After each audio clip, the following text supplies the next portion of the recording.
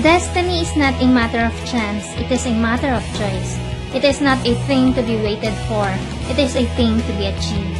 Some things are destined to be, it just takes us a couple of tries to get there. I'm Michelle Yu of Team Flash Out Korea.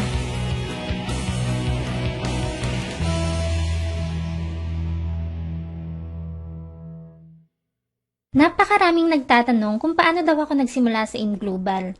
Hindi na ito parte ng tutorial pero since gusto nyong malaman, magkukwento muna ako. Ako po ay college graduate. Graduate ako ng Non-Destructive Testing Engineering. Bago ako napadpad sa Korea, nagtatrabaho ako sa isang kumpanya kung saan naka-assign ako sa fieldwork. Masaya rito. Nako, araw-araw kabilad sa araw. Akyat sa mga matataas na buildings, cranes, at kung saan-saan pang lugar nakakapunta. Malilibot mo nga ang buong Luzon, Visayas at Mindanao para lang mag-test ng mga tibay ng bakal, pipes, lahat-lahat na. Tinetest namin ang cracks, defects, discontinuities nang hindi winawasak ang bakal. Ang high-tech pakinggan, ano? Puro lalaki mga kasama ko noon kasi trabahong panlalaki, hindi po ba? Pero ako pa, kayang-kaya yan. Babaeng-babae lang po ang itsura pero kaya kong makipagsabayan sa mga lalaki. May doubt ka? Nung nakapag-asawa ko at napadpad sa Korea, naisipan kong magtayo ng isang Filipino grocery. Small store kung baga. 4 years ko itong ginawa online at offline. Gumawa ako ng Facebook page at nagbebenta ako sa Facebook. Gumawa rin ako ng website para mas malaki ang potential ma-market online. Napakaraming customers nationwide at talagang ang lakas ng benta.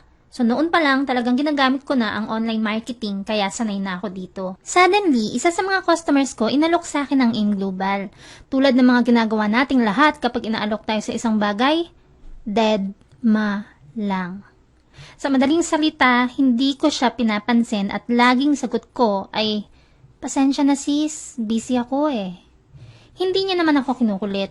Iniwan niya lang sa akin ang isang video at sinabing panoorin ko at balikan ko siya kung anong masasabi ko sa napanood ko. Video yon ni Sir Chan Aspirin. Isang araw, hindi ako masyadong busy nun kaya naisipan kong i-click ang video na iniwan niya sa akin at pinanood ko.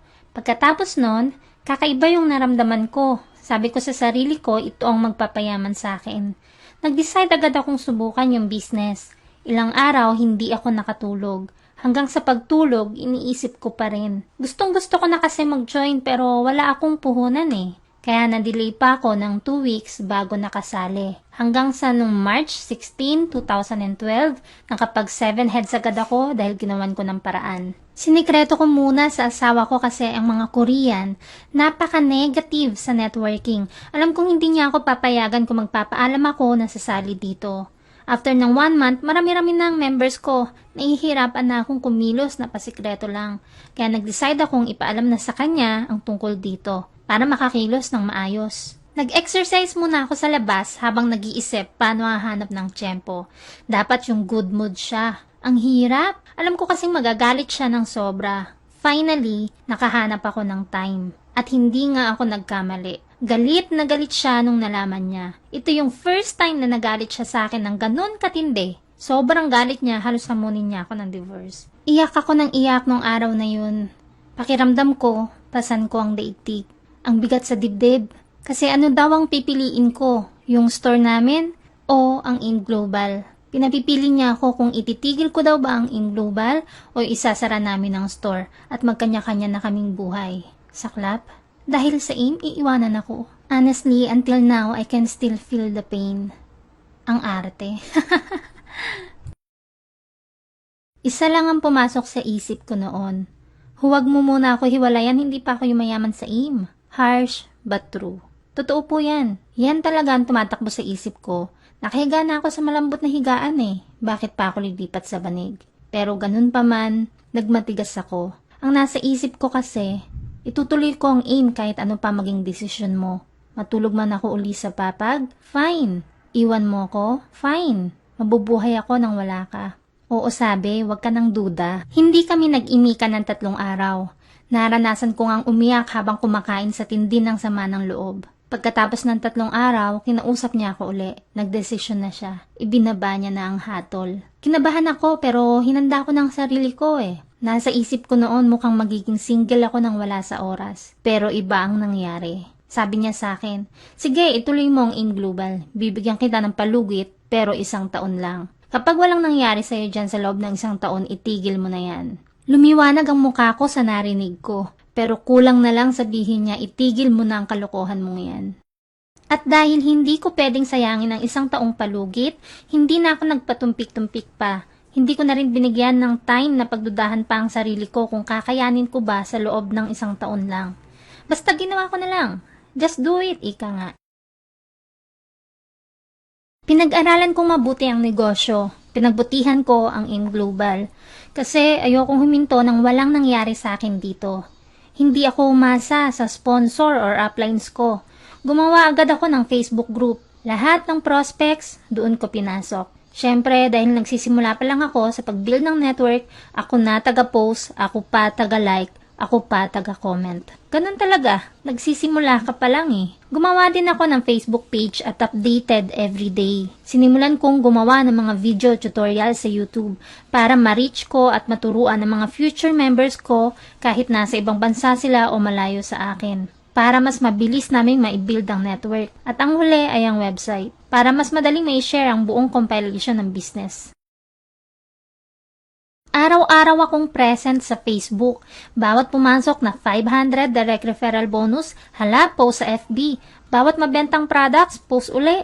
Meaning, kada activity na ginagawa ko basta related sa AIM, laging nasa wall post ko yan. Invite dito, invite doon. Lahat ng customers namin sa store ko online, in-invite ko na din. Hindi ako nag-focus sa kapamilya at kaibigan. Kasi sa totoo lang, sila ang pinakamahirap invite. Kaya nag-concentrate ako sa mga total strangers na kilala ko lang sa Facebook, pati na rin yung mga hindi ko talaga kilala. After 1.5 months, na-experience kong makakuha ng first check ko na 36,100 pesos. Hanggang sa nagsunod-sunod na, hindi ko na mabilang kung ilang cheque na ba ang nakuha ko sa In Global. After 1.5 years, nakasama na ako sa Millionaire Circle at naging Global Ambassador na rin. Pinasyal ko ang husband ko sa Thailand, sagot ko lahat para suyuin siya na huwag na akong pagbawalan gawin ng AIM. Nakikita niya naman ang resulta sa akin ngayon.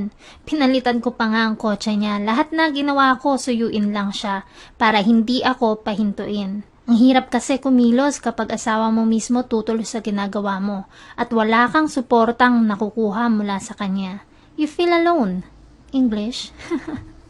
Hanggang sa wakas, nakikita niya lahat ng results sa akin at lalo na effort ko. Pumayag na siyang ituloy-tuloy ko ang In Global at ngayon ay member ko na rin.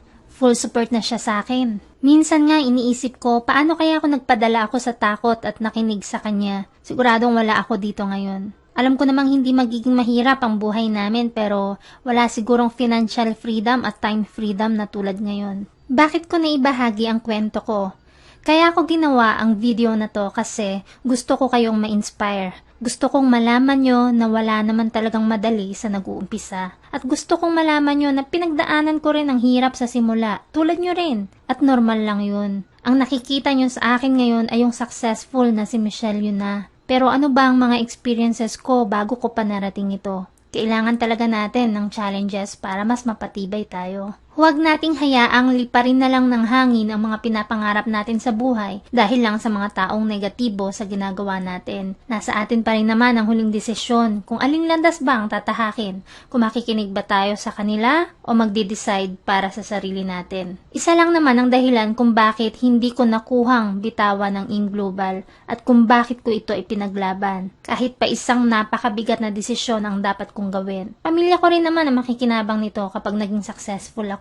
Ang anak ko, magulang, mga kapatid, at lahat ng taong gusto mong tulungan. Masarap tumulong sa iba kung may tutulong ka. Pero paano kung ikaw wala din? Napaka-importante ng self-motivation. Sobrang self-motivated kasi ko kahit wala akong upline or sponsor na mag-motivate sa akin, never pumasok sa utak ko ang mag-quit. At kung nakaka-relate ka sa sinasabi ko, huwag ka na maghintay sa upline mo kung ano ba mga dapat mong gawin. Leader ka na. Kaya dapat alamin mo at gawin mo kung ano ang sa tingin mo nararapat para mabilis mapalaki ang network mo. Maraming struggles na darating lalo na't baguhan ka pa lang. Pero napakarami mong bagay na matututunan dito. Believe in yourself. Maniwala kang kayang-kaya mo lahat ng yan at magiging successful ka dito. Do not ever doubt yourself. You cannot be a good leader if you are good at discouraging yourself. If they don't believe in you, who cares? But if you don't believe in yourself, who else will?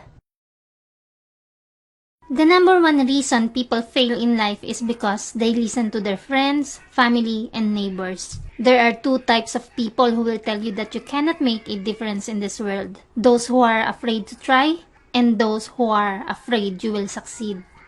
Heto ang kwento ko kung paano ako nagsimula at sana may natutunan ka dito at nadagdagan ang lakas ng loob na ipagpatuloy ang ginagawa mo sa InGlobal. Kung nagustuhan mo ang video na to, huwag mo rin kalimutang panoorin ang iba ko pang mga videos. Hanapin mo lang ang link sa description box.